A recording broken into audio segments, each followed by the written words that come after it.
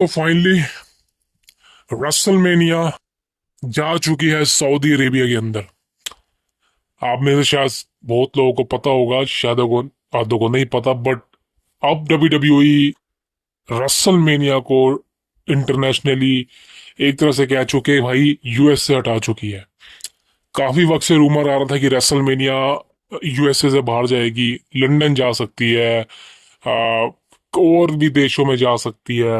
लेकिन फाइनली दोस्तों, किसने नहीं सोचा था कि रसलमेनिया यूएस से बाहर जाएगी, चलो वो तो ठीक है, लेकिन भाई सऊदी अरेबिया में जाएगी, ये किसने नहीं सोचा था। WrestleMania 43 will be in Saudi Arabia. भाई अपने आप में ये बहुत अलग ही चीज है, मतलब ये एक तरह से कह लीजिए शॉकिंग चीज है। काफी वक्त से रूमर आ रहा था, शायद वो यही था, यही डील होने वाली थी और ये भी डील हो चुकी है। अब इसके अकॉर्डिंग चीजें क्या होने वाली है, फ्यूचर क्या होगा, छोटी सी वीडियो में कवर करने वाला हूं, तो रिक्वेस्ट है पूरी वीडियो देखना। Welcome to the cult of wrestling. अब देखिए, रसलमेनिया 42 लास वेगस से होगी। हम सबको पता था कि रसलमेनिया 41 बिजनेस बहुत अच्छा हुआ है, पैसा कमाया इन्होंने, और ये लालची बंदे हैं। लालची हर कोई है, लेकिन ये ज्यादा कुछ हो चुके हैं। टीके और बहुत लालची हो चुका है, इसलिए रसलमेनिया 42 को भी लास वेगस में ही रख दिया, बिकॉज उन्होंने पैसे दे रखे थे रेसलमेनिया के लिए। अब जितने भी रेसलमेनिया, जो भी अपनी कंट्री में रेसलमेनिया को करवाना चाहता है, वो बिडिंग करता है, यानी कि वो एक तरह से लगा लो, वो सट्टेबाजी करता है कि भाई मैं इतना पैसा दूंगा, नीलामी करता है, इतना पैसा, इतना पैसा, इतना पैसा, ठीक है। तो अब अलग अलग देश यही कह रहे थे कि भाई रेसलमेनिया को हमारे देश में कराओ, हम आपको इतना पैसा देंगे, इतना पैसा देंगे, चलो वो तो ठीक है। लेकिन आप खुद सोचिए कि रेसलमेनिया सऊदी अरेबिया में जा चुकी है, इसका क्लियर से मतलब है कि सऊदी अरेबिया ने डब्ल्यू डब्ल्यू ई को बहुत पैसा दिया, टीकेओ को बहुत पैसा दिया है, और वो पैसा बहुत ज्यादा है।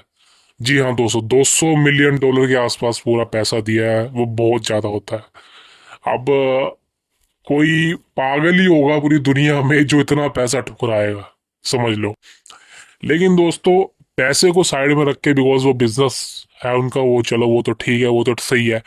लेकिन ये जब अनाउंसमेंट हुई यूट्यूब के ऊपर, मैंने तो देखी नहीं, लेकिन उसके बाद मेरे को पता चला, और यूट्यूब पर ही अनाउंसमेंट ट्रिपल एच ने की, और ट्रिपल एच को बलि का बकरा बनाया, बिकॉज वो एक होस्ट है, एक तरह से ट्रिपल एच को ही सामने लाते हैं। और मैं एक बात क्लियर करना चाहता हूँ, आप में से लोग ट्रिपल एच को हिट करते हैं, ट्रिपल एच की बुकिंग को हिट करते हैं। भाई मैं आपको एक चीज बताना चाहता हूँ, ट्रिपल एच मालिक नहीं है कंपनी का। जब तक विंस मैकमैन था, मैं मान सकता था कि ट्रिपल एच का रुतबा है कंपनी के अंदर, लेकिन भाई अब ट्रिपल एच सिर्फ एक एम्प्लॉय है, नौकर है कंपनी का। वो सिर्फ मैचेस बनाता है, मैचेस के रिजल्ट तय करता है, और आई थिंक कुछ मैचेस के रिजल्ट तो उसके हाथ में भी नहीं होते।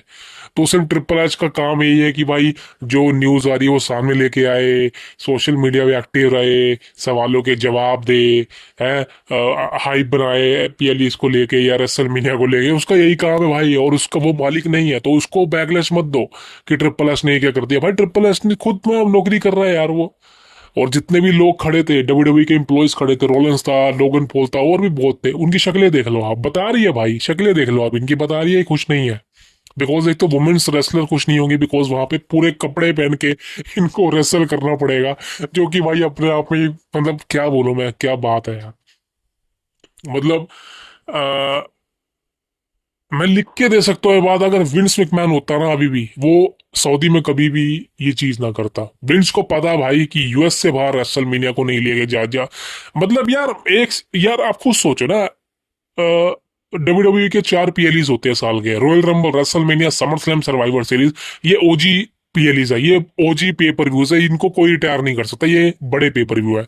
और चलो एक मिनट के लिए रॉयल रंबल का तो इसने नहीं सोचा, रॉयल रंबल भी वो सऊदी में होने वाला अगले साल, सोचो रॉयल रंबल को भी शिफ्ट कर दिया। अब ये धीरे धीरे रेसलमेनिया को भी कर चुके हैं, अब ये समर स्लैम को भी कर देंगे, सर्वाइवर सीरीज को भी कर देंगे। और सलाह मेरे को तो ये भी लगता है कि आने वाले समय में ये पूरी डब्ल्यू डब्ल्यू कंपनी मतलब सऊदी को ना बिक जाए। मेरे को तो ये लगता है भाई, टीके शायद टीके को सऊदी वाले बोलेंगे भाई काम करी कंपनी हमको दे दे, इतना पैसा ले लिया हमसे, बिकॉज रेसलमेनिया के लिए वो इतने मुंह मांगा पैसा दे सकते हैं डब्ल्यू कंपनी को, तो भाई वो कंपनी को खरीद भी सकते हैं। बिकॉज विंस मैकमैन के समय में यही हुआ था, सऊदी वाले कंपनी खरीदना चाह रहे थे, लेकिन विंस ने कंपनी नहीं बेची उनको। और हैट्स ऑफ टू विंस, भाई विंस ने कमाल कर दिया था, बिकॉज कोई भी होता तो कंपनी बेच देता। लेकिन विंस रुका, विंस ने इंडेवर को कंपनी बेची लेकिन सऊदी को नहीं बेची। लेकिन अब इन्होंने सऊदी को रेसलमेनिया बेच दी एक तरह से देखा जाए तो। आई ना वो एक साल के लिए, लेकिन भाई एक साल के लिए नहीं है, आप मान लो अब सऊदी में ही रेसलमेनिया होगी और समर स्लैम सभी वही होने वाला है। और आने वाले समय में लिख के दे सकता हूँ आपको कि सऊदी WWE को खरीद लेगा, लिख के दे रहा हूँ। और टीको भेज देगा उसको, मुझे पता है। लेकिन अब जो चीजें हो रही हैं वो सुनना दोस्तों, अब चीजें बदलने वाली है। बिकॉज जैसे मैंने कहा कि रेसलमेनिया यूएस का गढ़ है, समझ लो, गढ़ मतलब यूएस का होम है। रेसलमेनिया यूएस से बाहर आज तक नहीं गई। रेसलमेनिया 42 यानी कि 42 साल यूएस के अंदर हुई है। किसी कंट्री में आज तक रेसलमेनिया हुई नहीं, किसी भी कंट्री में नहीं हुई यूएसए से बाहर। लेकिन अब ये पहली बार ऐसा हो रहा है कि रेसलमेनिया सऊदी जाने वाली है, और मैं कह सकता हूँ गारंटी से ये रेसलमेनिया फ्लॉप होने वाली है। मतलब रेसलमेनिया 41 से भी वाहियत होगी। वाहियत क्यों होगी? बिकॉज एक तो ये सऊदी में होगी, उनके पास बड़ा स्टेडियम नहीं है जितना यूएस के पास है, जगह नहीं है भाई। 30 से 35 हजार लोग होंगे, मुश्किल तक 40 हजार लगा लो मोटा मोटा। रेसलमेनिया में 80-90 हजार लोग आते हैं स्टेडियम में, सोचो वो क्या चीज होती थी। तो अब रेसलमेनिया रेसलमेनिया रही नहीं है। रेसलमेनिया लास्ट जो मेरे को लगी थी रेसलमेनिया है, वो रेसलमेनिया 38 थी जो मेरे को लगता है। उसके बाद रेसलमेनिया 38 लास्ट रेसलमेनिया थी जो मेरे को एक्चुअल लगी थी कि हाँ रेसलमेनिया है। लेकिन रेसलमेनिया 38 के बाद 39, 40, 41 ये तीनों फ्लॉप लगी मेरे को, तीनों वाहियत लगी। ये मेरे को रेसलमेनिया लगी नहीं। रेसलमेनिया 39 एक मैच था, रॉक वर्सेस रोमन रेंस, वो मैच की हाइप थी, लेकिन वो मैच ना होके ये वाहियत कर दिया। रेसलमेनिया 40 मेरे को वाहियत लगी थी बिकॉज वहां पे लाइटिंग खराब थी, वो रेसलमेनिया नहीं लग रही थी। रेसलमेनिया 41 के बारे में बताने की जरूरत नहीं है, वो तो one of the worst WrestleMania थी। तो समझ लो कि अब रेसलमेनिया खत्म हो चुकी है, बिकॉज अब सारे पीएलई स्टेडियम में हो रहे हैं, तो पता नहीं चलता कौन सी रेसलमेनिया कौन सा सिंपल पीएलई है। तो एक तरह से भाई देखा जाए तो रेसलमेनिया का पूरा एंड हो चुका है। अब सऊदी में हो कहीं भी हो, घंटा फर्क नहीं पड़ता। लेकिन अब फैन जो यूएस के है वो पूरा बैकलैश दे चुके हैं। इस वीडियो के ऊपर डिसलाइक की क्वालिटी देखो और लाइक की क्वालिटी देखो, साफ पता चल रहा है भाई ट्रिपल एच को पता है कि गलती हो गई है, अब इसका कोई परिणाम नहीं है। अब चीजें हो गई हैं और गलती जानबूझ के करी है इन्होंने, बिकॉज इनको पता था बैकलैश मिलने वाला। यूएस से बाहर रेसलमेनिया इम्पॉसिबल, इम्पॉसिबल, समझ लो भाई।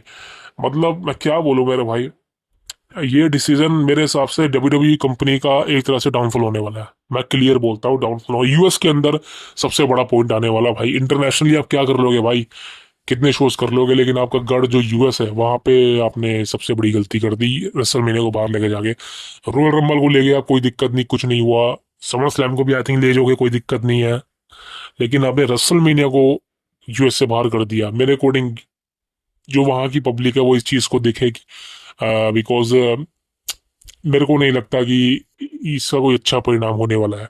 अब देखो क्या होता है। लेकिन मैं अपने ओपिनियन बताऊं तो यार देखिए, हमें घंटा नहीं फर्क पड़ता रेसल में कहीं भी हो। लेकिन हाँ एक चीज है कि यार मेरे को बड़े स्टेडियम शोज में शोज को देखना पसंद है। और रेसलमेनिया यूएस के अंदर, जैसे मैंने कहा कि रेसलमेनिया 38 लास्ट रेसलमेनिया थी, मेरे मेरे खुद की रेसलमेनिया 38 लास्ट रेसलमेनिया मानता हूँ जो मेरे को एक्चुअल रेसलमेनिया लगी थी।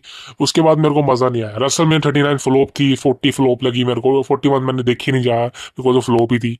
तो एक तरह से रेसलमेनिया वो रही नहीं। तो कहीं भी हो घंटा फर्क नहीं पड़ता। और एक तरह से डब्ल्यूडब्ल्यूई कंपनी मेरे ख्याल से एंड की ओर जा रही है अपने, भले ही जो मर्जी हो, कुछ भी करवा ले, किसी का भी रिटर्न करवा ले, कोई फर्क नहीं पड़ने वाला।